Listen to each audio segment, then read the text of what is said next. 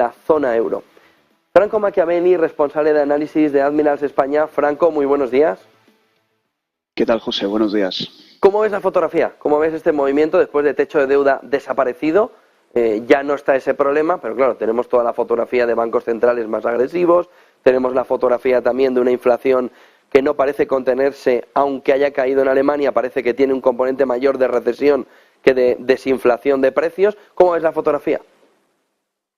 Claro, o sea, de hecho, lo has dicho muy bien recientemente, José, no es que caiga la inflación, es que crece menos, ¿no? O sea, yo creo que últimamente se está haciendo o se está poniendo mucho de relevancia ese tipo de comentarios en distintos medios en general, pero es que la realidad es esa, ¿no?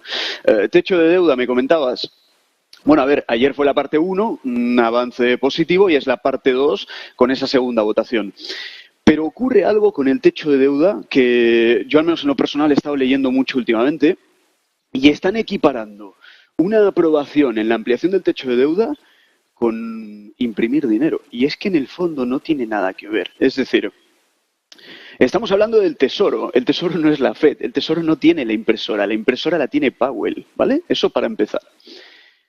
El debate en torno al techo de deuda es simplemente ampliar lo que es el límite del TGA, el Treasury General Account, ¿vale? Entonces, en el momento en el que se amplía ese techo de deuda, lo que va a ocurrir o en lo que se va a trasladar en el mercado es en que ahora el Tesoro va a empezar a emitir deuda, pero no a imprimir dinero. O sea, hay una diferencia entre emitir deuda e imprimir dinero, ¿vale? En el momento en el cual llevan a cabo una emisión de deuda, que por cierto sería de muy buena calidad, todo hay que decirlo, porque si ahora aprueban el techo de deuda, fíjate, José, no cae en default finalmente Estados Unidos.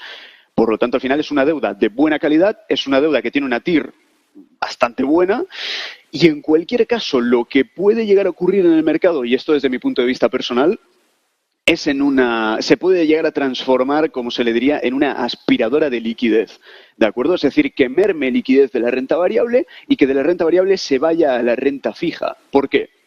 Porque si nos ponemos a hablar de renta variable, ¿qué estamos viendo? Semiconductores arriba, inteligencia artificial, Nvidia.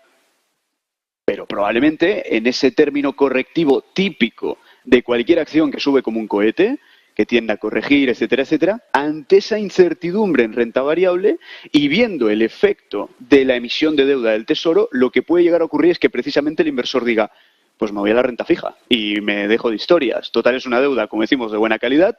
¿Cuál es el colateral? Un gobierno que de momento no ha hecho default nunca.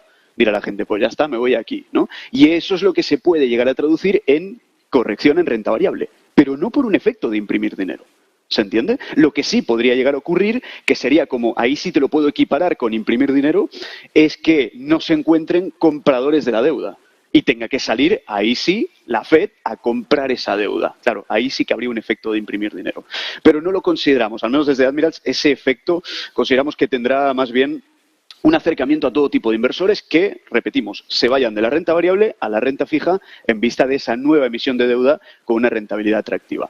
Eso era el tema del techo de deuda. Estamos viendo ahora mismo en pantalla el gráfico del DAX 40 y teníamos datos esta semana de inflación en Alemania que, como bien decías antes, José, crece menos de lo que se espera, no es que caiga, ¿vale? Y la gente dirá, pero si el dato de inflación ha sido bueno, que se entienda, porque sigue siendo alta la inflación, ¿por qué cae Alemania en este caso, ¿no? Vamos a ver, esto no va solamente de un dato macro en general. Recordemos que Alemania ha entrado en recesión técnicamente por esa variación en los PIBs trimestrales, el negativo, 2 seguidos, término de toda la vida recesivo, ¿de acuerdo? Pero enfrenta un montón de otros problemas. O sea, Alemania tiene un problema con la situación del sistema financiero y los bancos, tiene problemas en la energía y los precios de la energía, tiene problemas en el sector del automóvil, que ahora ya estamos viendo como la compañía BYD, la compañía china, ya le está empezando a robar cuota de mercado a Volkswagen.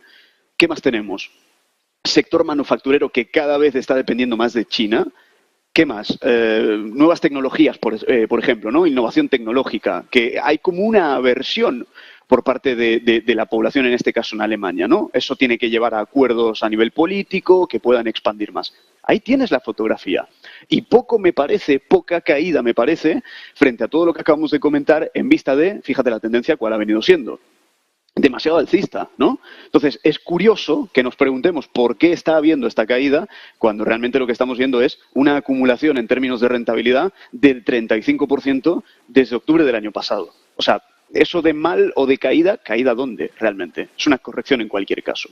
Pero lo que sí que tendría en cuenta en cualquier caso sería que si bien acaba de, y esto ya yéndonos un poquito más a la parte técnica, viene de perforar mínimos anteriores que eran crecientes. O sea, en Admiral siempre hablamos mucho de la operativa mediante rangos. Esto era un rango alcista provocado por un mínimo y un nuevo máximo. Y ahora estamos viendo justamente lo que decimos, perforación de ese mínimo anterior, que era alcista, transformando ahora una fotografía distinta que se transforma en máximos y mínimos decrecientes. Entonces, la evolución en el conjunto del resto de datos macro que quedan, sobre todo hoy, Europa, dentro de nada, de hecho, en términos de inflación, podría acabar de dar una lectura un poquito más homogénea a Europa, ya no solamente en Alemania, porque han salido buenos datos en Europa toda esta semana.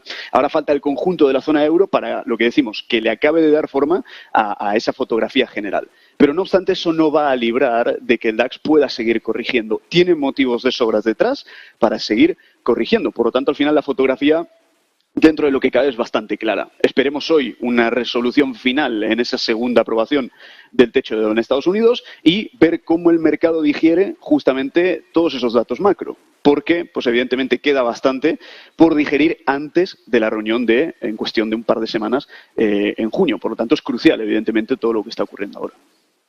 Muchísimas gracias por toda esa fotografía. Franco Machiavelli, responsable de análisis de Admirals en España. Buen día, buen negocio. Gracias, José, igualmente. 10:15 de la mañana, con esa fotografía de un mercado alcista, con esa fotografía